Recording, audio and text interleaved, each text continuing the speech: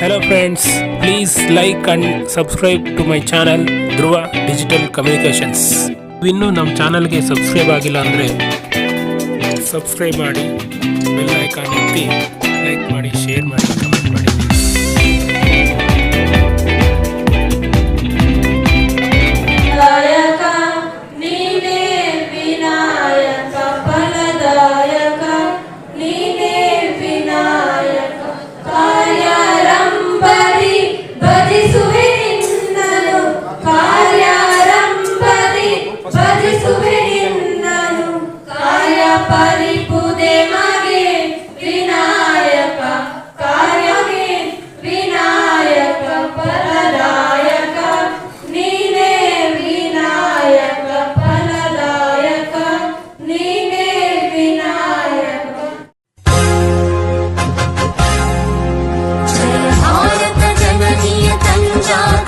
जय हे कर्नाटक माते, जय सुंदर नदी वन नाडे, जय हे रस ऋषिगळ बीडे, भूदेविय मकुटದ ನವಮಣಿಯೇ, ಗಂಧದ ಚಂದನ ಹೊನ್ನಿನ ಗಣಿಯೇ, ರಾಘವ ಮಧುಸೂದನರವತರಿಸಿದ ಭಾರತ ಜನನಿಯ ತಂಜಾತೆ, ಜನನಿಯ ಜೋಗುಳ ವೇದದ ಘೋಷ, ಜನನಿಗೆ ಜೀವವು ನಿನ್ನಾದೇಶ, ಹಸುವಿನ ನೀರಯ ಸಾಲೆ, ನಿನ್ನಯ ಕೊರಳಿನ ಮಾಲೆ, ಕಪಿಲ ಪತಂಜಲ ಗೌತಮ ಜಿನನುತ ಭಾರತ ಜನನಿಯ ತಂಜಾತೆ.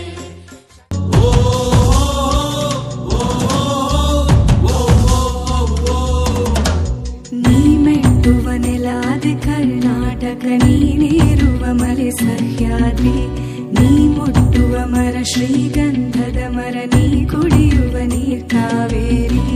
ಎಲ್ಲಾದರೂ ಇರು ಎಂತಾದರೂ ಇರು, ಎಂದೆಂದಿಗೂ ನೀ ಕನ್ನಡವಾಗಿರು. ಕನ್ನಡ ಗೋವಿನ ಓ ಮುದ್ದಿನ ಕರು, ಕನ್ನಡತನ ಬಂದಿದ್ದರೆ ನೀ ನಮಗೆ ಕಲ್ಪತರು.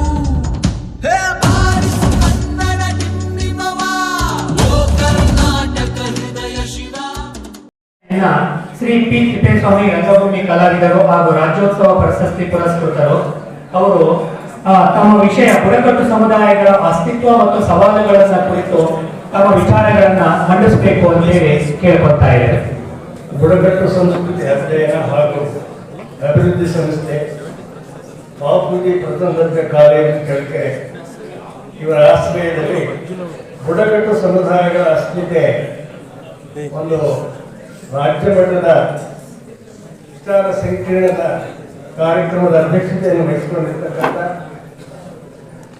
ಈ ಕ್ಷೇತ್ರದ ಜನಪ್ರಿಯ ಶಾಸಕರಾದಂಥ ಶ್ರೀ ರಘುಮೂರ್ತಿ ಸಾಹೇಬರವರೇ, ಸಾಹಿತಿಗಳು ಹಾಗೂ ಸಮಾಜ ಸಿದ್ಧರಾದಂತಹ ಡಾಕ್ಟರ್ ವೆಂಕಟೇ ಜಯಪ್ರಕಾಶ್ ಅವರೇ, ಈ ನಗರದ ಅಧ್ಯಕ್ಷರಾದಂತಹ ಜಯತುಂಬಿ ಅವರೇ, ಉಪಾಧ್ಯಕ್ಷರಾದಂತಹ ಸುಮಾರ್ ಭದ್ರಮ್ಮನವರೇ, ಈ ಸಂಸ್ಥೆಯ ಕಾರ್ಯದರ್ಶಿಗಳಾದಂತಹ ಡಿ ಚಿತ್ರಣ್ಣನವರೇ, ತಾಲೂಕಿನ ಗ್ಯಾರಂಟಿಗಳ ಯೋಜನೆ ಅಧ್ಯಕ್ಷರಾದಂತಹ ಗಟ್ಟಿಗೆ ತಿಪ್ಪೇಸ್ವಾಮಿಯವರೇ, ಈ ಕಾರ್ಯಕ್ರಮದಲ್ಲಿ ಉಪಸ್ಥಿತಕ್ಕಂತಹ ಎಲ್ಲ ಗಣ್ಯರೇ, ಈ ಕಾರ್ಯಕ್ರಮದಲ್ಲಿ ಭಾಗವಹಿಸಿರ್ತಕ್ಕಂಥ ಬಾಪೂಜಿ ಕಾಲೇಜಿನ ಎಲ್ಲ ವಿದ್ಯಾರ್ಥಿನಿಯರೇ, ಸಿಬ್ಬಂದಿ ವರ್ಗದವರೇ, ಮಾಧ್ಯಮದ ಮಿತ್ರರೇ, ಈಗ ನಮ್ಮ ಚಿತ್ರಣ್ಣವರು ಬಂಜಿಗೆರೆ ಸಾಹೇಬ್ರವರು ನನ್ನ ವಿಷಯ ಮಂಡನೆಗಿಂತ ಮುಂಚೆ ವಿಸ್ತಾರವಾದಂತಹ ಅಂಶಗಳನ್ನು ಬಹಳ ಚೆನ್ನಾಗಿ ವಿದ್ಯಾರ್ಥಿಗಳಿಗೆ ಅವರು ಮಾಡಿಕೊಟ್ಟಿದ್ದಾರೆ. ಅವರಿಗೆ ನಿಮ್ಮೆಲ್ಲರ ಪರವಾಗಿ ಧನ್ಯವಾದಗಳನ್ನು ಅರ್ಪಿಸ್ತಾ ಇದ್ದೇನೆ. ಯಾಕಂದರೆ ಸಂಸ್ಥೆಯಲ್ಲಿ ಅವರು ಅಧ್ಯಯನ ಮಾಡಲಿಕ್ಕೆ ಅವರ ಸ್ವಂತಹ ಕ್ಷೇತ್ರದ ಒಂದು ಪರ್ಯಟನೆಯಲ್ಲಿ ನಡೆಸಿರ್ತಕ್ಕಂಥ ಅನುಭವದ ಸಮಸ್ಯೆಗಳನ್ನೆಲ್ಲ ನಮಗೆ ವಿವರಿಸಿದ್ದಾರೆ. ಹಾಗಾಗಿ ಈ ಭಾಗದಲ್ಲಿ ಬುಡಕಟ್ಟು ಸಮುದಾಯಗಳು ಅಂತಂದ್ರೆ ನಿಮಗೆಲ್ಲ ಗೊತ್ತಿದೆ. ತನ್ನದೇ ಆದಂತಹ ಒಂದು ಸಾಮಾನ್ಯ ಬುಡಕಟ್ಟಿನ ಒಂದು ಗುಂಪು ತನ್ನದೇ ಆದಂತಹ ಭಾಷೆ, ಸಂಸ್ಕೃತಿ, ಸಮುದಾಯದ ಪದ್ಧತಿಗಳನ್ನು ಅಳವಡಿಸಿಕೊಂಡು ವಾಸ ಮಾಡ್ತಕ್ಕಂಥದ್ದು. ಅದು ಬುಡಕಟ್ಟು ಜನ, ಗಿರಿಜನರಾಗಿರ್ಬೋದು, ಹಟ್ಟಿಗಳಲ್ಲಿ ವಾಸ ಮಾಡ್ಬೋದು, ಇವರೆಲ್ಲ ಕೂಡ ಪ್ರತ್ಯೇಕತೆಯನ್ನು ಹೊಂದಿರ್ತಾರೆ. ತನ್ನ ಸಮುದಾಯದ ಒಬ್ಬ ಪೂರ್ವಜರನ್ನ ಆಧಾರವಾಗಿಟ್ಟುಕೊಂಡು ಅವರ ಚಹರೆಯಲ್ಲಿ ತಮ್ಮ ಸಂಪ್ರದಾಯದ ಸಾಂಸ್ಕೃತಿಕ ಜೀವನವನ್ನು ಆಚರಿಸಿಕೊಂಡು ಬರ್ತಾರೆ. ನಾನು ಚಿತ್ರದುರ್ಗ ಜಿಲ್ಲೆ, ತುಮಕೂರು, ಬಳ್ಳಾರಿ ಜಿಲ್ಲೆಯಲ್ಲಿ ಬಹಳ ಪ್ರಸಿದ್ಧವಾದಂತಹ ಮ್ಯಾಸಬೇಡರು ಹಾಗೂ ಕಾಡುಗೊಲ್ಲರ ಬುಡಕಟ್ಟಿನ ಬಗ್ಗೆನೇ ನಾನು ಹೇಳ್ತಾ ಇದ್ದೇನೆ. ನಿಮಗೆಲ್ಲ ಗೊತ್ತಿರೋ ಹಾಗೆ ಇಲ್ಲಿ ಅನೇಕ ವಿದ್ಯಾರ್ಥಿಗಳು ಆ ಹಟ್ಟಿಗಳಿಂದ, ಆ ಪ್ರದೇಶದಿಂದ ವಿದ್ಯಾರ್ಥಿನಿಗಳು ಬಂದಿದ್ದಾರೆ. ಒಂದು ಕಾಲ ಇತ್ತು, ನಂದಿವಾಳ ಒಂದು ಈ ಬುಡಕಟ್ಟು ಮ್ಯಾಸಬೇಡರ ಸಮುದಾಯದ ಒಂದು ನೆಲೆ ಅಂತ ನಾವು ಅಂದ್ಕೊಂಡಿದ್ವಿ. ಪುರಾತನ ಕಾಲದಿಂದಲೂ ಕೂಡ ಬಹಳ ಹಿಂದುಳಿದ ಅಂತಂದ್ರೆ ಅವರ ಪರಿಸ್ಥಿತಿ ಆಗಿತ್ತು. ಯಾವಾಗಲೂ ಇಲ್ಲಿ ನೋಡಿ, ಕಾಡುಗೊಲ್ಲರು ಮತ್ತು ಮ್ಯಾಸಬೇಡರಿಗೂ ಬಹಳ ಸಾಮೀಪ್ಯವಿದೆ. ಇಬ್ರು ಕೂಡ ಚಲನ ಆಗ್ತಾರೆ. ಇಬ್ರು ಕೂಡ ಬಹಳ ದೈತ್ಯಾಕಾರದಂತ ಶರೀರಗಳನ್ನ ಹೊತ್ಕೊಂಡು ಕಪ್ಪಾಗಿ ಕಾಣ್ತಾರೆ. ಆದರೆ ಅವರ ಒಂದು ಜೀವನ ಚರಿತ್ರೆ ಹೇಗಿದೆ ಅಂದ್ರೆ, ಒಬ್ಬರು ಪಶುಪಾಲನೆ ಮಾಡ್ತಾರೆ, ಒಬ್ಬರು ಮೇಕೆ ಕುರಿಗಳನ್ನ ಮಾಡ್ತಾರೆ. ಇವರಿಬ್ಬರಿಗೂ ಬಹಳ ಸೌಮ್ಯವಾದಂತಹ ಒಂದು ವಸ್ತು ಅಂದ್ರೆ ಕರಿಯ ಕಂಬಳಿ. ಈ ಕಂಬಳಿಯನ್ನ ಬಿಟ್ಟು ಇವೆರಡು ಬುಡಕಟ್ಟುಗಳು ಯಾವುದೇ ಧಾರ್ಮಿಕ ಸಂಸ್ಥೆಗಳ ಧಾರ್ಮಿಕ ಪದ್ಧತಿಗಳನ್ನ ಮಾಡದೇ ಇರಲ್ಲ. ಇವು ಬಹಳ ಮುಖ್ಯವಾದಂತಹ ಸಾಮೀಪ್ಯವಿರ್ತಕ್ಕಂಥ ಎರಡು ಬುಡಕಟ್ಟುಗಳು. ಇವೆಲ್ಲ ಕೂಡ ನಾವು ನೋಡಿದಾಗ ಆ ಹಿಂದಿನ ಕಾಲದ ಒಂದು ದೇವರುಗಳು, ಕಟ್ಟೆ ಮನೆಗಳು, ಗುಡಿಕಟ್ಟುಗಳನ್ನ ಆಚರಿಸ್ಕೊಂಡಿತ್ತು. ತಮ್ಮ ಸಮಾಜದಲ್ಲಿ ಬರ್ತಕ್ಕಂಥ ಸಮಸ್ಯೆಗಳನ್ನ ಆ ಬುಡಕಟ್ಟಿನ ಯಜಮಾನ ಕುತ್ಕೊಂಡು ಅದನ್ನ ಬಗೆಹರಿಸ್ತಾರೆ. ಒಳ್ಳೆಯದು, ಕೆಟ್ಟದ್ದು ಇವೆಲ್ಲವನ್ನು ಕೂಡ ಆ ಕಟ್ಟೆ ಮನೆಯಲ್ಲೇ ಇರ್ತಕ್ಕಂಥ ಆ ಕೋವಿಗೆ ಸೇರಿದಂತ ಅಣ್ಣ ತಮ್ಮಂದಿರು ಅದನ್ನ ಬಗೆಹರಿಸ್ಕೊಂಡು ಹೋಗ್ತಕ್ಕಂಥ ಒಂದು ಪದ್ಧತಿ ಇದೆ. ಇವೆರಡು ಸಮಾಜದಲ್ಲಿ ಕೂಡ ಈ ಕಟ್ಟೆ ಮನೆಗಳು, ಗುಡಿಗಟ್ಟುಗಳು ಇವತ್ತಿಗೂ ಕೂಡ ಇದೆ. ನಮ್ಮ ಜಯಪ್ರಕಾಶ್ ಅವರು ಹೇಳಿದಂತೆ ಇಲ್ಲಿ ಕೋಮುವನ್ನ ನಾವು ಅವನ ಬೆಡಗುಗಳು ಅಂತ ಹೇಳ್ತೀವಿ. ಆ ಬೆಡಗುಗಳ ವಿಷಯದಲ್ಲಿ ನೆಂಟರು, ಅಣ್ಣ ತಮ್ಮಗಳು ಅಂತಕ್ಕಂಥ ಒಂದು ಪರಂಪರೆಯನ್ನ ತೆಗೆದುಕೊಂಡು ಯಾವುದೇ ಒಂದು ವಿವಾಹ ಮಾಡಬೇಕಾದ್ರೂ ಕೂಡ ಈ ಎರಡು ಬುಡಕಟ್ಟುಗಳು ನೋಡಪ್ಪ, ಅವರ ನಾವು ನೆಂಟರಾಗ್ತಾರೆ, ಅಣ್ಣತಮ್ಮಗಳು ಆಗ್ತಾರೆ ಅಂತಕ್ಕಂಥದ್ದನ್ನ ಪರಿಶೀಲನೆ ಮಾಡದೆ ಅವರು ವಿವಾಹ ಸಂಬಂಧವನ್ನ ನಡೆಸ್ತಾರೆ. ಬೇರೆ ಬೇರೆ ಧರ್ಮಗಳಲ್ಲಿ ಹೇಗಿದ್ರು ಕೂಡ ನಮ್ಮವರು ಅಣ್ಣ ತಮ್ಮಗಳು ಕೊಟ್ಟು ಮದುವೆ ಮಾಡಲ್ಲ. ಅವರು ನೆಂಟರಾದ್ರೆ ಮಾತ್ರ ಅವರಿಗೆ ಕೊಟ್ಟು ವಿವಾಹ ಮಾಡ್ತಾರೆ. ಇಂತಹ ಒಂದು ಸಂಪ್ರದಾಯಗಳು ಈಗಲೂ ಕೂಡ ನಡ್ಕೊಂಡು ಬರ್ತಾ ಇದೆ. ಆನಂತರ ಈಗ ಈ ಸಂಸ್ಕೃತಿ ತನ್ನ ಒಂದು ಅಸ್ತಿತ್ವವನ್ನ ಕಳ್ಕೊಳ್ತಾ ಇದೆ. ಯಾಕಂದ್ರೆ ಈ ಮ್ಯಾಸಬೇಡ ಬುಡಕಟ್ಟನ್ನ ಪರಿಶಿಷ್ಟ ಪಂಗಡಕ್ಕೆ ಸೇರಿಸಿದ ಮೇಲೆ ಅನೇಕ ಅಲ್ಲಿನ ಸಮುದಾಯದ ವಿದ್ಯಾರ್ಥಿಗಳು ಬಂದು ಜ್ಞಾನಾರ್ಜನೆ ಮಾಡ್ಕೊಂಡ್ಬಿಟ್ಟು ಶಿಕ್ಷಣವಂತರಾಗ್ತಾರೆ. ಅವರು ತಮ್ಮ ಕುಟುಂಬಗಳಿಗೆ, ತಮ್ಮ ತಂದೆ ತಾಯಿಗಳಿಗೆ ಹೊಸ ಜೀವನ, ಹೊಸ ನಾಗರಿಕತೆಯನ್ನ ನೀವು ಬದಲಾಯಿಸಿಕೊಳ್ಬೇಕು ಅಂತಕ್ಕಂಥ ಒಂದು ಒತ್ತಡವನ್ನು ಹೇಳ್ತಾರೆ. ಇವೆರಡು ಸಮುದಾಯಗಳಲ್ಲಿ ಆಗ್ತಕ್ಕಂಥ ಬದಲಾವಣೆ. ಇನ್ನು ನಿಮಗೆಲ್ಲ ಗೊತ್ತಿರೋ ಹಾಗೆ ಬುಡಕಟ್ಟು ಜನರಂತೆ ನಿಮಗೆ ಗೊತ್ತಿರುತ್ತೆ. ಇನ್ನು ಅಲೆಮಾರಿ, ಪಂಗಡ, ಗಿರಿಜನರು ಇವರೆಲ್ಲ ಕೂಡ ಅವರವರ ವಸ್ತ್ರ ವಿನ್ಯಾಸದಿಂದ ನಾವು ಬೇಗ ಅವರನ್ನ ಗುರುತಿಸಬಹುದು. ಆನಂತರ ಇಲ್ಲಿ ಅನೇಕವಾದಂತಹ ಸಮಸ್ಯೆಗಳಿವೆ. ಒಂದು ಸಾಮಾಜಿಕವಾಗಿ ನಾವು ಸಮಸ್ಯೆಯನ್ನ ತೆಗೆದುಕೊಂಡ್ರೆ, ಶಿಕ್ಷಣ ಇಲಾಖೆಯು ಸರ್ವ ಶಿಕ್ಷಣ ಅಭಿಯಾನ ಅಂತಕ್ಕಂಥ ಒಂದು ಯೋಜನೆ ಮೂಲಕ ಈ ಹಾಡಿಗಳಲ್ಲಿ, ಹಟ್ಟಿಗಳಲ್ಲಿ ಶಿಕ್ಷಣವನ್ನ ನೀಡಬೇಕು, ಪ್ರಾಥಮಿಕ ಹಾಗೂ ಮಾಧ್ಯಮಿಕ ಶಿಕ್ಷಣವನ್ನು ನೀಡಬೇಕು ಅಂತಕ್ಕಂಥ ಕಾರ್ಯಕ್ರಮವನ್ನು ಹಾಕಿಕೊಂಡು ಕಾಡಿನಲ್ಲಿ ಇರ್ತಕ್ಕಂಥ ಈ ಬುಡಕಟ್ಟು ಜನರಿಗೆ ಒಂದು ವಿದ್ಯಾರ್ಜನೆ ಮಾಡತಕ್ಕಂಥ ಕೆಲಸವನ್ನು ಮಾಡ್ತಾ ಇದ್ರು ಕೂಡ ಅಲ್ಲಿ ಆ ಶಿಕ್ಷಣಕ್ಕೆ ಕಲಿಕೆ ಹೋಗ್ತಕ್ಕಂಥ ವಿದ್ಯಾರ್ಥಿಗಳು ಬಹಳ ಕಡಿಮೆ, ಬಹಳ ಜನ ಅಲ್ಲಿ ರೈತರು. ಇದು ಒಂದು ಶಿಕ್ಷಣಿಕ ಸಮಸ್ಯೆ. ಇನ್ನು ಸಾಮಾಜಿಕವಾಗಿ ಗೊತ್ತಿರೋ ಹಾಗೆ ಅವರು ಯಾವುದೇ ರೀತಿಯ ಇತರೆ ಧರ್ಮಗಳೊಡನೆ ಇತರೆ ಜಾತಿಗಳೊಡನೆ ಅವರು ರಾಜಿ ಮಾಡ್ಕೊಳ್ಳಲ್ಲ.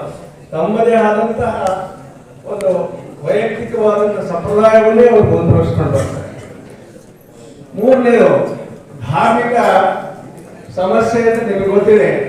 ಅತಿಮಾನುಷ ಅಲೌಕಿಕ ಸಂಪ್ರದಾಯಗಳನ್ನು ಅವರು ಅಳವಡಿಸ್ಕೊಳ್ತಾರೆ. ಮಾಟ ಮಂತ್ರಗಳಿಗೆ ಈಗಲೂ ಕೂಡ ಅವರು ದಾಸರಾಗ್ತಾರೆ. ಇಂಥ ಒಂದು ಏನು ಪೂರ್ವಜರು ನಮಗೆ ಇವನ್ನೆಲ್ಲ ಪದ್ಧತಿಗಳನ್ನು ಹೇಳ್ಕೊಂಡು ಬಂದಿದ್ದಾರೆ, ನಾವು ಮಧ್ಯದಲ್ಲಿ ಇವನ್ನ ಹೆಂಗ್ ಬಿಡೋದಾಗುತ್ತೆ ಅಂತಕ್ಕಂಥ ಪ್ರಶ್ನೆ ಅವರಲ್ಲಿ ಬರುತ್ತೆ. ಇದೆಲ್ಲ ಹೋಗ್ಬೇಕಂದ್ರೆ ಅವರೆಲ್ಲ ಕೂಡ ಶಿಕ್ಷಣವಂತರಾಗಬೇಕು, ವಿದ್ಯಾವಂತರಾಗಬೇಕು. ಆ ನಂತರ ಇನ್ನು ಆರೋಗ್ಯ ಸಮಸ್ಯೆ ಕೇಳಬೇಕೆ, ಯಾವುದೇ ರೀತಿಯ ಒಂದು ಕಾಯಿಲೆ ಬಂದರೂ ಕೂಡ ಬಹಳ ಸಂಕೋಚ ಇಲ್ಲ. ಗಿಡಮೂಲಿಕೆ ತಗೊಳ್ಳೋದು, ಚೀಟಿ ಹಾರಿಸ್ಕೊಳ್ಳೋದು, ಅಂತರ ಹಾರಿಸ್ಕೊಳ್ಳೋದು, ಇದಕ್ಕೆ ಮಾತ್ರ ಹೋಗ್ತಾರೆ. ನಿಜವಾದಂತಹ ಕಾಯಿಲೆ ಬಂದಾಗ ಅದು ಆಸ್ಪತ್ರೆಗೆ ಬಂದಾಗ ಅದಕ್ಕೆ ಕಾರಣಗಳೇನಂತದ್ದು ವೈದ್ಯರು ಹುಡುಕಿ ಅದಕ್ಕೆ ಚಿಕಿತ್ಸೆ ಕೊಡ್ತಾರೆ. ಅವೆಲ್ಲ ಹೋಗೋದಿಲ್ಲ, ಇವರು ನಂಬೇದಿಲ್ಲ. ಈ ಎರಡು ಬುಡಕಟ್ಟುಗಳಿಗೂ ಕೂಡ ಇವತ್ತು ಕೂಡ ಆ ಮೂಢನಂಬಿಕೆಗಳು ಮಾಯವಾಗಿ ಹೋಗೇ ಇಲ್ಲ. ಹಾಗಾಗಿ ಅನೇಕ ಜನ ಕಾಯಿಲೆಯಲ್ಲಿ ತಮ್ಮ ಪ್ರಾಣಗಳನ್ನು ಕಳ್ಕೊಳ್ತಾ ಇದ್ದಾರೆ. ಇದಕ್ಕೆಲ್ಲ ಕಾರಣ ಅವರು ವಿದ್ಯಾವಂತರಾಗಬೇಕು. ಇದು ಆರೋಗ್ಯದ ಸಮಸ್ಯೆ. ಇನ್ನು ಇಲ್ಲೇನಾಗಿದೆ ಅಂದ್ರೆ ನಮ್ಮ ಬುಡಕಟ್ಟು ಪರಿಕರಗಳೇನಿದೆ, ನಮ್ಮ ವಾದ್ಯಗಳೇನಿದೆ, ನಮ್ಮ ಹೇಳ್ತೀವಿ ನಾವು ಧಗಮ ಅಂತ ಹೇಳ್ತೀವಿ, ದೇವಸ್ಥಾನದಲ್ಲಿ ಧಗ ನಿವಾರಿಸ್ತಕ್ಕಂಥದ್ದು. ಆಮೇಲೆ ಚಮ್ಮಾಳ ಆಗಲಿ, ತಪಡಿಗಳಾಗಲಿ, ಇವೆಲ್ಲ ಕೂಡ ಇವತ್ತು ಪ್ಲಾಸ್ಟಿಕ್ ಚರ್ಮ ಬಂದಿದ್ದಾರೆ. ಹಿಂದೆಲ್ಲ ಈ ವಾದ್ಯಗಳಿಗೆಲ್ಲ ಧರ್ಮದ ದನದ ಚರ್ಮಗಳೆಲ್ಲ ಉಪಯೋಗಿಸ್ತಾ ಇದ್ರು. ಅದರ ಒಂದು ಶಬ್ದವೇ ಬೇರೆ ಆಗ್ತಾ ಇತ್ತು. ಅಂದ್ರೆ ಯಾವುದೋ ಒಂದು ಕಾರಣದಿಂದ ಪಾಶ್ಚಿಮಾತ್ಯ ಒಂದು ನಾಗರಿಕತೆಗೆ ಈ ಬುಡಕಟ್ಟಿನ ಪರಿಕರಗಳು ಮತ್ತು ಸಂಗೀತ ವಾದ್ಯಗಳು ಬದಲಾವಣೆ ಆಗ್ತಾ ಇದ್ದಾವೆ. ಇದು ಕೂಡ ಒಂದು ಬುಡಕಟ್ಟು ಅಭಿವೃದ್ಧಿಗೆ ಮಾರಕವಾಗುತ್ತೆ ಅಂತ ನಾನು ಅನ್ಕೊಂಡಿದ್ದೀನಿ. ಇನ್ನು ಅವರ ಆರ್ಥಿಕ ಪರಿಸ್ಥಿತಿ ಬಹಳ ಕಷ್ಟ. ಹಾಗಾಗಿ ಯಾವತ್ತೂ ಕೂಡ ಈ ಬುಡಕಟ್ಟುಗಳು ಭೂಮಿಯನ್ನೇ ನಮ್ಮ ದೇವರು ಅಂತ ಭಾವಿಸ್ಕೊಂಡಿದ್ದಾರೆ. ತಮಗೆ ಸಿಗ್ತಕ್ಕಂಥ ಭೂಮಿಯನ್ನೇ ಅವರು ಕಳ್ಕೊಂಡು ಜೀವನ ಮಾಡ್ತಾರೆ. ಅವರು ತಯಾರಿಸ್ತಕ್ಕಂಥ ಪರಿಕರಗಳಿಗೆ ಸರಿಯಾದ ಮಾರುಕಟ್ಟೆ ಸಿಗಬೇಕು. ಸರ್ಕಾರವೇ ಅವರ ಉತ್ಪನ್ನಗಳನ್ನ ಖರೀದಿಸಬೇಕು. ಆಗ ಮಾತ್ರ ಅವರ ಆರ್ಥಿಕ ಸ್ಥಿತಿ ಮುಂದುವರಿಲಿಕ್ಕೆ ಸಾಧ್ಯ ಇದೆ. ಇಷ್ಟೆಲ್ಲ ಕಾರಣಗಳಿಂದ ಇವತ್ತೆಲ್ಲರೂ ಕೂಡ ನಾವು ಬುಡಕಟ್ಟು ಸಂಸ್ಕೃತಿ ಒಂದು ನಮ್ಮ ಪ್ರಾಚೀನ ಕಾಲದ ಸಂಸ್ಕೃತಿ ಇದು ಬೆಳೆದು ಬರಬೇಕು. ಈ ಸಂಸ್ಕೃತಿ ಮೇಲೆ ಇವತ್ತು ಹೊಸ ನಾಗರಿಕತೆ ಬೆಳೆದು ಬಂದಿದೆ. ಆದ್ದರಿಂದ ನಾವು ಅದನ್ನ ಮೂಡಿಸೋದಾಗಲಿ, ಅದನ್ನ ಮೂಗು ಮುರಿಯೋದಾಗಲಿ ಮಾಡುವಾಗ ಅದೊಂದು ಪರಂಪರೆ, ಅದೊಂದು ಸಂಸ್ಕೃತಿ.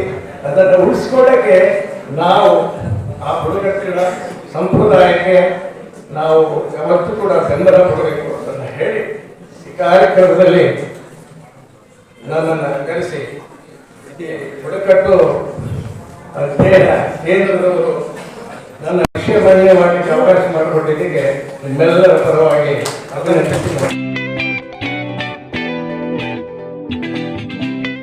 ಕಾರ್ಯಕ್ರಮ ಆದಂತ ಸಂದರ್ಭದಲ್ಲಿ ತಾವು ಬಹಳಷ್ಟು ಗಮನ ಹರಿಸಿ, ಬಹುಶಃ ನೀವು ಸುಮ್ಮನೆ ಕುಂತಿರ್ತೀರ, ಯೋಚನೆಗಳು ಬೇರೆ ಬೇರೆ ಕಡೆ ಹೋಗ್ತಾ ಇರ್ತಾವೆ. ಕೆಲವರು ಇಲ್ಲಿ ಏನ್ ಹೇಳ್ತಾರೆ, ಇದು ರಾಜ್ಯ ಮಟ್ಟದ ಉಪಚಾರ ಸಂಕೀರ್ಣ ಮತ್ತೆ ಇದಕ್ಕೆ ಸಂಬಂಧಿಸಿದಂತ ಬಹಳಷ್ಟು ಅನುಭವ ಇಲ್ಲ ಅಂತ ವ್ಯಕ್ತಿಗಳು ಇಲ್ಲಿ ಬಂದಿರ್ತಾರೆ. ಸಂಪನ್ಮೂಲ ವ್ಯಕ್ತಿಗಳು ಅಂತ ಹೇಳಿ ನಮ್ಮ ಡಾಕ್ಟರ್ ಬಂದೇರ ಜಯಪ್ರಕಾಶ್ ಸರ್ ಅವರು ನಿಮ್ಗೆಲ್ಲ ಬಹುಶಃ ಅವರು ಚಿಂತನೆಗಳು ಬಹಳಷ್ಟಿದೆ. ಅವ್ರದ್ದು ಅಧಿಕಾರದಲ್ಲಿ ಇದ್ದೇ ಇರ್ಬೋದು. ಅವರು ಕೂಡ 2013-2018 ಇದ್ದಂತ ಸರ್ಕಾರದಲ್ಲಿ ನಮ್ಮ ಪುಸ್ತಕ ಪ್ರಾಧಿಕಾರದ ಅಧ್ಯಕ್ಷರಾಗಿದ್ದರು. ಬಹುಶಃ ಈಗಿನ ಸಂದರ್ಭದಲ್ಲಿ ಬರೀ ರಾಜಕಾರಣಿಗಳು, ಸೆಲೆಬ್ರಿಟಿಗಳು ಅವರಷ್ಟೇ ತಾವು ಗಮನಿಸ್ತೀರಾ, ಆದ್ರೆ ಇಂಥವ್ರು ಬಹಳಷ್ಟು ಕಡಿಮೆ. MLA ಯಾರು ಬೇಕಾದ್ರೆ ಹಾಕ್ಬಿಡ್ತಾರೆ. ಯಾರು ಬೇಕಾದ್ರೂ ಮಿನಿಸ್ಟರ್ ಆಗಿರ್ತಾರೆ. ಆದ್ರೆ ವಿಚಾರಗಳನ್ನ ತಿಳ್ಕೊಂಡಿರೋರು, ಜನರ ಬಗ್ಗೆ, ಸಮಾಜದ ಬಗ್ಗೆ ಚಿಂತನೆಗಳನ್ನು ಹೊಂದಿರತಕ್ಕಂಥವ್ರು ಬಹಳಷ್ಟು ಕಡಿಮೆ ಇದ್ದಾರೆ.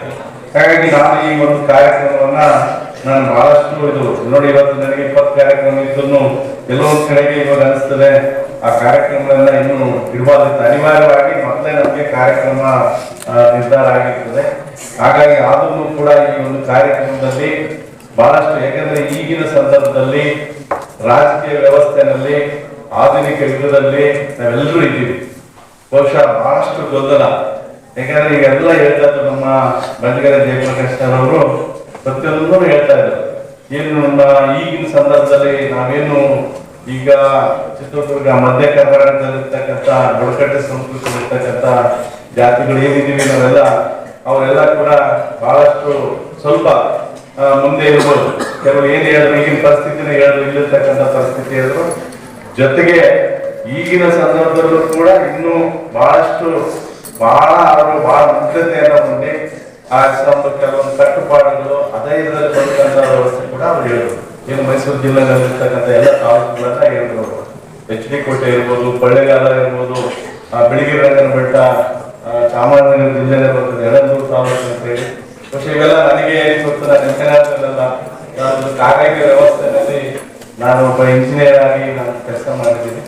ಮೊದಲನೇದಾಗಿ ನಾನು 1986ರಲ್ಲಿ ಕೊಳ್ಳೇಗಾಲ ತಾಲೂಕು ಮಹದೇಶ್ವರ ಬೆಟ್ಟದ ಆ ಭಾಗದಲ್ಲೆಲ್ಲ ಈ ಸೋಲಿಗಿರಂತ ನಾವು ಏನೇನು ಹೇಳ್ತಾ ಇದ್ರು, ಅವರು ಜೇನು ಕುರುಬ, ಕಾಡು ಕುರುಬ ಅಂತ ಹೇಳಿ ಇರ್ತಾರೆ. ಅವ್ರಿಗೆಲ್ಲ ಮನೆ ಕಟ್ಟ ಕೆಲಸ. ಬಹುಶಃ ಅವ್ರು ಏನ್ ಹೇಳ್ತಾ ಇದ್ರು, ಅವ್ರು ವಸ್ತು ಅವರೆಲ್ಲ ಏನ್ ಅಧ್ಯಯನ ಮಾಡಕ್ ಹೋಗಿದ್ದಾರೆ ಅವೆಲ್ಲನೂ ಕೂಡ ಬಹಳಷ್ಟು ಮುಖ್ಯ. ಕೆಲವು ಸಂದರ್ಭದಲ್ಲಿ ಮನೆ ಕಟ್ಟಿದ್ರೆ ಬೇಡ ಅವರೆಲ್ಲ ನಮ್ಮ ಹುಡುಗ ಹಂಗೆ ಮುಟ್ಟಬೇಕ ಇದೇ ತರ ಲೆಕ್ಕದಲ್ಲಿ ಇದ್ರು. ಬಹುಶಃ ಅಂತ ಎಲ್ಲಾ ಸರ್ಕಾರ ಕಾರ್ಯಕ್ರಮ ಕೊಟ್ಟರು ಕೂಡ ಕೆಲವೊಂದು ಅವರು ತಮ್ಮ ಸಂಸ್ಕೃತಿನೇ ಪಾಲನೆ ಮಾಡ್ತಾರೆ. ಅವ್ರು ಹೇಳಿದಂತೆ ನಾವೇನು ಕಾನೂನನ್ನ ಬಳಸಿ, ಅಧಿಕಾರವನ್ನು ಬಳಸಿ ಅಥವಾ ಅಭಿವೃದ್ಧಿ ಮಾಡ್ತಂತ ಹೋದಂತ ಸಂದರ್ಭದಲ್ಲಿ ಕೂಡ ಅವ್ರಿಗೆ ಆದ ರೀತಿಯಲ್ಲಿ ಚಿಂತನೆಗಳಿರ್ತದೆ. ಬಹುಶಃ ಅವನ್ನೆಲ್ಲ ನಾವು ಮುಖ್ಯವಾಗಿ ತರಬೇಕಾದ್ರೆ ಸರಿಯಾದ ರೀತಿಯಲ್ಲಿ ಅವರಿಗೆ ವಿಚಾರ ಸಂಕಿರಣ ಮುಖಾಂತರ ಅವರಿಗೆ ಮಾಹಿತಿಯನ್ನು ಕೊಡೋದ್ರ ಮುಖಾಂತರ ಬಹಳಷ್ಟು ನಿಧಾನವಾಗಿ ಅವ್ರನ್ನ ತರಂತ ಕೆಲಸ ಆಗಬೇಕು. ಅದೇ ರೀತಿಯಾಗಿ ಮಧ್ಯ ಕರ್ನಾಟಕದಲ್ಲಿರ್ತಕ್ಕಂಥ ಸರ್ಕಾರದ ಕಾರ್ಯಕ್ರಮ ಬಹಳಷ್ಟು ಇದ್ದರೂ ಕೂಡ ಅದು ಸರಿಯಾದ ರೀತಿಯಲ್ಲಿ ಇಂಪ್ಲಿಮೆಂಟೇಷನ್ ಆಗ್ತಾ ಇದೆ. ಬಹುಶಃ ಅದನ್ನ ಯಾರೋ ಹೆಸರಲ್ಲಿ, ಬುಡಕಟ್ಟು ಹೆಸರಿನಲ್ಲಿ ಇರ್ಬೋದು, ಬೇರೆ ಯಾವುದೇ ಹಕ್ಕಿಗಳು ತಾಂಡಗಳಲ್ಲಿ ವಾಸ ಮಾಡುವಂತ ಬೇರೆ ಮನೆಗಳಿರ್ಬೋದು, ಅಥವಾ ಅವರಿಗೆ ಕೊಡುವಂತ ಜಮೀನು ಭೂವಡೆತನ ಒಂದು ಕಾರ್ಯಕ್ರಮ ಇದೆ ಅದೇ ಇರ್ಬೋದು, ಇದೆಲ್ಲ ರಾಜಕೀಯ ವ್ಯವಸ್ಥೆಯಲ್ಲಿ ಕುಲುಷಿತ ಆಗಿ ಬಹುಶಃ ಅವ್ರು ಎಲ್ಲಿದ್ದಾರೆ ಅಲ್ಲೇ ಇದ್ದಾರೆ. ಬಹುಶಃ ಅರ್ಧಂಬರ್ಧ ಬಂದಿದ್ದಾರೆ. ಇತ್ತೆಗೆ ಒಂದ್ ಕಡೆಗೆ ಅವ್ರ ಮುಂದೆ ಬರ್ಲಿಕ್ಕೆ ಆಗ್ತಾ ಇಲ್ಲ, ಅವ್ರಿದ್ದಂತ ಸಂಸ್ಕೃತಿನ ಉಳಿಸ್ಕೊಳ್ಳಕ್ಕೂ ಆಗ್ತಾ ಇಲ್ಲ. ಅವರಲ್ಲಿರ್ತಕ್ಕಂಥ ಬಹುಶಃ ನಾವು ಯಾವ ರೀತಿ ಸನ್ನಿವೇಶದಲ್ಲಿ ಬಯಸ್ತೀವಿ ಅಂದ್ರೆ, ಬಹುಶಃ ಕ್ರಿಕೆಟ್ ಆಡ್ತಾ ಇದೀವಿ. ಕ್ರಿಕೆಟ್ ಅನ್ನ ಸಂಸ್ಕೃತಿಯನ್ನ ಕಾಯ್ಕೋಬೇಕಂದ್ರೆ ನಮ್ಮ ವಿಕೆಟ್ ಅನ್ನು ಉಳಿಸ್ಕೋಬೇಕು. ಜೊತೆಗೆ ನಾವು ಮುಖ್ಯವಾಗಿ ಬರ್ಬೇಕಂದ್ರೆ ರನ್ಗಳು ಹೊಡಿಬೇಕು. ಅಂದ್ರೆ ಅವ್ನ ಆ ರೀತಿಯಾದ ಒಂದು ಇದಕ್ಕೆ ತರಬೇಕಾಗ್ತದೆ. ನಾಗರಿಕ ಸಮಾಜ ಏನಿದೆ, ಆ ನಾಗರಿಕ ಸಮಾಜದಲ್ಲಿ ಏನೆಲ್ಲ ಬಯಸ್ತಾರೆ ಆಧುನಿಕ ಯುಗದಲ್ಲಿ ಅವ್ರ ಹತ್ರ ಬರ್ಬೇಕಾಗ್ತದೆ. ಹಾಗಾಗಿ ಆ ಒಂದು ವ್ಯವಸ್ಥೆಗೆ ಬರ್ಬೇಕಾಗಿದೆ. ಆದ್ರೆ ಎಲ್ಲೋ ಒಂದ್ ಕಡೆಗೆ ನಮ್ಮ ಎಲ್ಲ ಕಾರ್ಯಾಂಗ ವ್ಯವಸ್ಥೆ, ನ್ಯಾಯಾಂಗ ವ್ಯವಸ್ಥೆ, ಜೊತೆಗೆ ಶಾಸಕಾಂಗ ವ್ಯವಸ್ಥೆ ಎಲ್ಲನೂ ಕುಲುಷಿತಗೊಂಡು ಬಹುಶಃ ಆ ಒಂದು ಸಂಸ್ಕೃತಿ ತನ್ನ ಮೇಲೆತ್ತಲಿಕ್ಕೆ ಈಗಿನ ಸಂದರ್ಭದಲ್ಲಿ ಎಲ್ಲ ಮಿಕ್ಸ್ ಆಗಿ ಹೋಗ್ಬಿಟ್ಟಿದೆ. ಹಾಗಾಗಿ ಇಂತಹ ವಿಚಾರ ಸಂಕಿರಣಗಳ ಮುಖಾಂತರ ವಿದ್ಯಾರ್ಥಿಗಳು ಬಹುಶಃ ನಿಮ್ಮನ್ನೆಲ್ಲ ಯಾಕೆ ಇಲ್ಲಿ ಕೂರಿಸಿದ್ದಾರೆ, ಬಹುಶಃ ಬೇರೆಯವರಿಗೆಲ್ಲ ಬೇರೆ ಕೆಲಸಗಳಿರ್ತಾರೆ. ನೀವು ಬಹಳಷ್ಟು ಮುಖ್ಯವಾಹಿಗೆ ಬರುವಂತವ್ರು, ಮುಂದೆ ನಿಮಗೆ ವೃತ್ತಿ ಜೀವನದಲ್ಲಿ ಬರುವಂತವ್ರು, ನೀವೆಲ್ಲ ಬಹುಶಃ ನೀವು ಜವಾಬ್ದಾರಿ ಸ್ಥಾನಕ್ಕೆ ಬರುವಂತವ್ರು. ಬಹುಶಃ ಎಲ್ಲರೂ ಕೂಡ ನೀವೆಲ್ಲ ಒಂದು ಏನು ಜವಾಬ್ದಾರಿ ಸರ್ಕಾರಿ ಕಾರ್ಯಕ್ರಮದಲ್ಲಿ ಸರ್ಕಾರಿ ವೃತ್ತಿನ ಪಡೆಯುವಂತವ್ರು ಅದೇ ಇರ್ಬೋದು, ಆದ್ರೆ ಜವಾಬ್ದಾರಿ ಸ್ಥಾನಕ್ಕೆ ಬರುವಂತವ್ರು ನೀವೆಲ್ಲ. ಹಾಗಾಗಿ ನಿಮ್ಮಂತವರೆಲ್ಲರೂ ಕೂಡ ಇಂಥ ಚಿಂತನೆಗಳನ್ನ ಮಾಡಿದ್ರೆ, ಇಂಥ ಒಂದು ಬುಡಕಟ್ಟು ಸಂಸ್ಕೃತಿ ಇರ್ತಕ್ಕಂಥ ಏನು ಜಾತಿವಾದಗಳಿದ್ದಾವೆ ಇವತ್ತೆಲ್ಲ ನಾವೆಲ್ಲ ನೋಡ್ತಾ ಇದೀವೆಲ್ಲ ಹೇಳ್ತಾ ಇದ್ದಾರೆ. ನಮ್ಮ ಚಿತ್ತವರು ಅವೆಲ್ಲ ಹೆಸರಿಸಿದ್ರೆಲ್ಲ ಒಂದು ನಮ್ಮ ನಾಯಕ ಸಮಾಜ ಇರ್ಬೋದು, ಯಾದವ ಸಮಾಜ ಇರ್ಬೋದು, ಕುರುಬರು ಇರ್ಬೋದು, ಸೋಲಿಗರು ಇರ್ಬೋದು, ತಾಂಡಗಳಲ್ಲಿ ಹಟ್ಟಿಗಳಲ್ಲಿ ವಾಸ ಮಾಡುವಂತವ್ರು ಇರ್ಬೋದು, ಅವರೆಲ್ಲರಿಗೂ ಕೂಡ ಎಲ್ಲೋ ಕಡೆಗೆ ಶಿಕ್ಷಣದ ವ್ಯವಸ್ಥೆ ಬಗ್ಗೆ ಇನ್ನು ಬಹಳಷ್ಟು ನಾವು ಅವನ್ನ ಜಾಗೃತಿಗೊಳಿಸಬೇಕಾಗಿದೆ. ಈಗಾಗಲೇ ಹೇಳಿದ್ರು ನಮ್ಮ ತಿಪ್ಪೇಸ್ವಾಮಣ್ಣವರು, ಈ ನದಿವಾಳ ಭಾಗದಲ್ಲಿ ಸುಮಾರು 36-37 ಹಟ್ಟಿಗಳು ನಾಯಕ ಸಮಾಜದವರು ಇದ್ದಾರೆ. ಆದ್ರೆ ಅವೆಲ್ಲ ಹಟ್ಟಿಗಳಲ್ಲಿ ಹೋಗಿ ಕೇಳಿದ್ರೆ ಈ ಊರಲ್ಲಿ ಇಷ್ಟೆಲ್ಲ ಆದ್ರೂ ಕೂಡ ಸರ್ಕಾರ ಕಾರ್ಯಕ್ರಮ ಆದ್ರೂ ಕೂಡ ಎಜುಕೇಶನ್ ಅಲ್ಲಿ ಹೋದ್ರೆ ಈ ಹಟ್ಟಿನಲ್ಲಿ ಯಾರಾದ್ರೂ ಡಿಗ್ರಿ ಮಾಡಿದ್ದಾರೆ ಅಂದ್ರೆ ಹುಡುಕಿದ್ರೆ ಸಿಗಲಿಲ್ಲ. ಅವರೆಲ್ಲ ಒಂದ್ ಕಡೆಗೆ SLC ಓದ್ತಾರೆ ಅಥವಾ ಇನ್ನೊಂದೇನೋ ಓದ್ತಾರೆ, ಅಷ್ಟಿಗೆ ಬಿಡ್ತಾರೆ. ಈಗ ನಾನು ಡಿಗ್ರಿ ಕಾಲೇಜ್ ಜೂನಿಯರ್ ಕಾಲೇಜ್ ಹೋಗ್ತೀನಿ ಮುಂದೆ, ಅದು ಪರ್ಸೆಂಟೇಜ್ ಎಷ್ಟಪ್ಪ ಅಂದ್ರೆ 50% ಅಷ್ಟೇ. ಕಾರಣ ಇಷ್ಟೇನೆ, ಅದೆಲ್ಲ ಓದೋದು ಮಕ್ಕಳು ಎಲ್ಲ ಏನು ನಮ್ಮ ಆರ್ಥಿಕ ಪರಿಸ್ಥಿತಿನಲ್ಲಿ ಕಡಿಮೆರ್ತಕ್ಕಂಥ ಮಕ್ಕಳನ್ನೇ. ಎಲ್ಲ BMS ಶಾಲೆಯಲ್ಲಿ ಓದೋರು ಇರ್ಬೋದು, ನಮ್ಮ ಜೂನಿಯರ್ ಕಾಲೇಜಲ್ಲಿ ಓದೋಂಥವ್ರು ಇರ್ಬೋದು, ಅವರೆಲ್ಲರೂ ಕೂಡ ಇಲ್ಲಿ ಬಹಳಷ್ಟು ಜನ ಇರ್ಬೋದೇನೋ ಗೊತ್ತಿಲ್ಲ.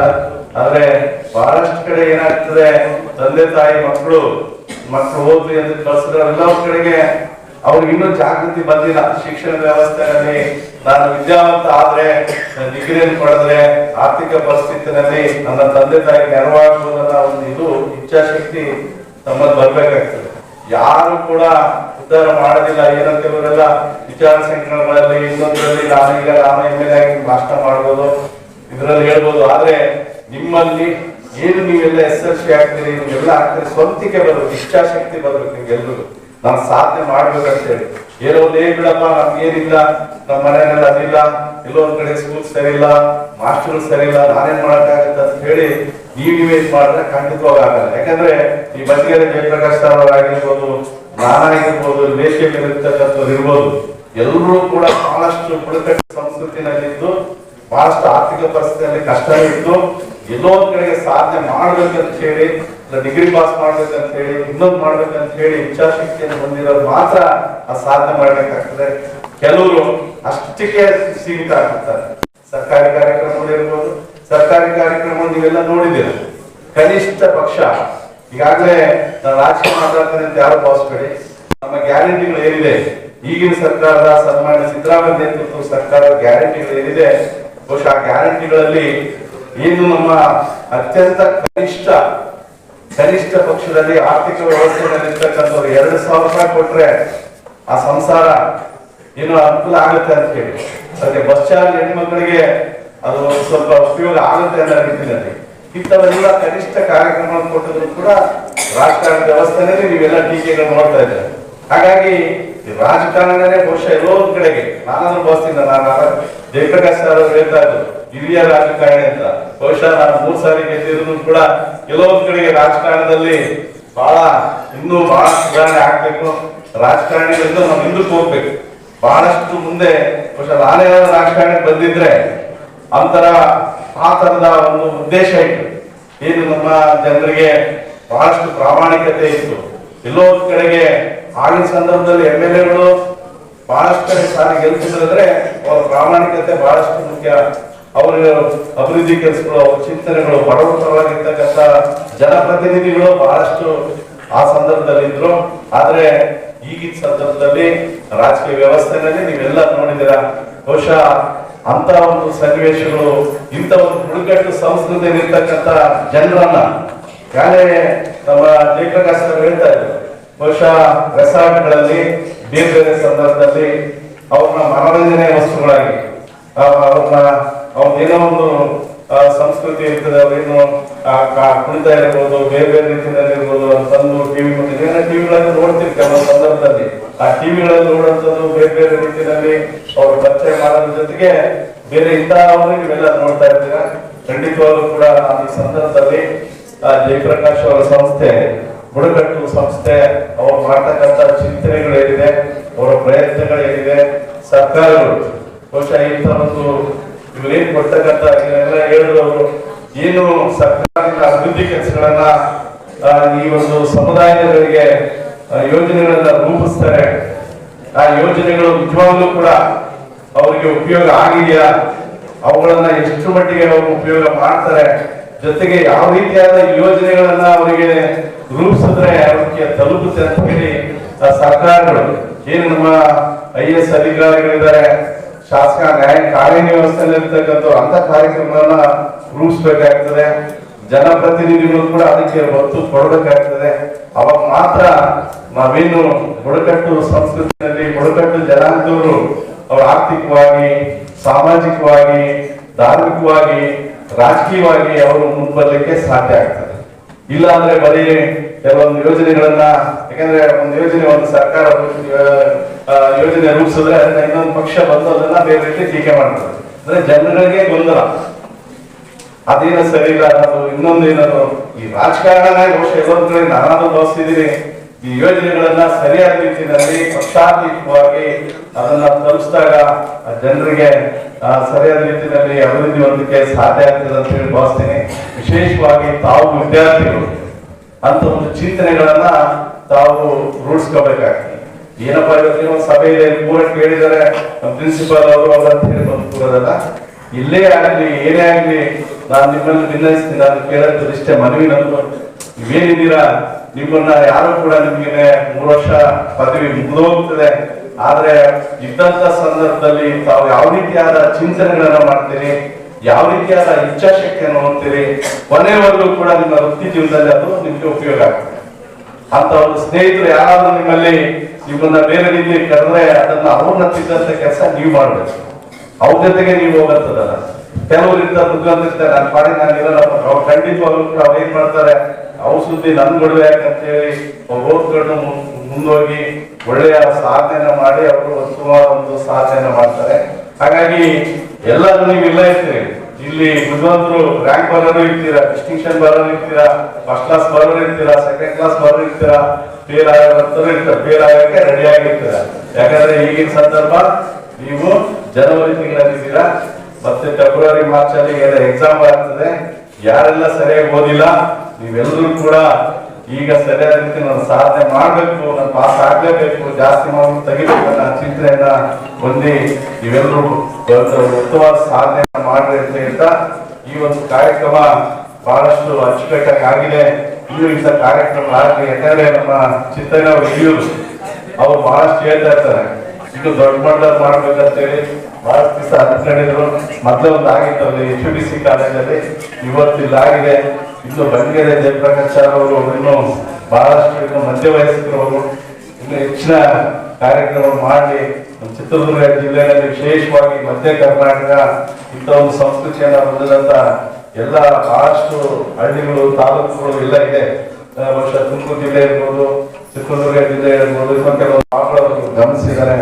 ಅವ್ರಿಗೆ ಏನೆಲ್ಲ ಸಾಧ್ಯ ರಾಜಕೀಯದಲ್ಲಿ ಇಲ್ಲ ಅಂದ್ರೂ ಕೂಡ ಅವ್ರು ಮಾಡಂತ ಪ್ರಯತ್ನಗಳಿಗೆ ನಮ್ದು ಯಾವತ್ತೂ ಕೂಡ ಸಹಕಾರ ಇರುತ್ತೆ ಅಂತ ಹೇಳಿ ಸಂದರ್ಭದಲ್ಲಿ ಹೇಳಿ ನಿಮ್ಗೆಲ್ರಿಗೂ ಕೂಡ ಈ ಸಂದರ್ಭದಲ್ಲಿ ಹೊಸ ವರ್ಷದಲ್ಲಿ ನಾವು 4ನೇ ದಿವಸದಲ್ಲಿದ್ದೀವಿ. ನಿಮ್ಗೆಲ್ರಿಗೂ ಹೊಸ ವರ್ಷದ ಶುಭಾಶಯಗಳನ್ನ ನೋಡಿ ಎಲ್ಲರಿಗೂ ಈ ಒಂದು ಬುಡಕಟ್ಟು ಸಮುದಾಯಗಳ ಅಧ್ಯಯನ ಸಂಸ್ಥೆ ಏನಿದೆ, ಅಭಿವೃದ್ಧಿ ಸಂಸ್ಥೆ ಇದೆ, ಅದರಲ್ಲಿ ನಾನು ಕೂಡ ಒಬ್ಬನಾಗಿ ಅವ್ರ ಜೊತೆ ಇರ್ತೀನಿ ಅಂತ ಹೇಳ್ತಾ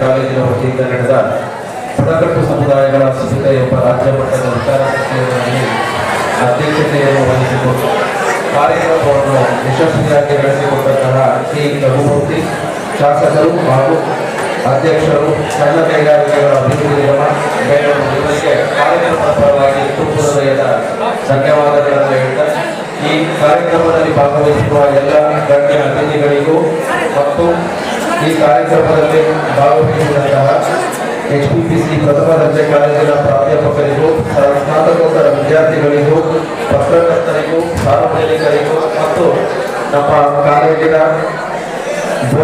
ಬೋಧಕೇತರ ವರ್ಗದವರಿಗೂ, ವಿದ್ಯಾರ್ಥಿಗಳಿಗೂ ಈ ಒಂದು ಕಾರ್ಯಕ್ರಮದ ಪರವಾಗಿ ತುಂಬ ಹೃದಯದ ಧನ್ಯವಾದಗಳನ್ನು ಹೇಳ್ತಾ ಈ ಕಾರ್ಯಕ್ರಮವನ್ನು ಮುಕ್ತಾಯ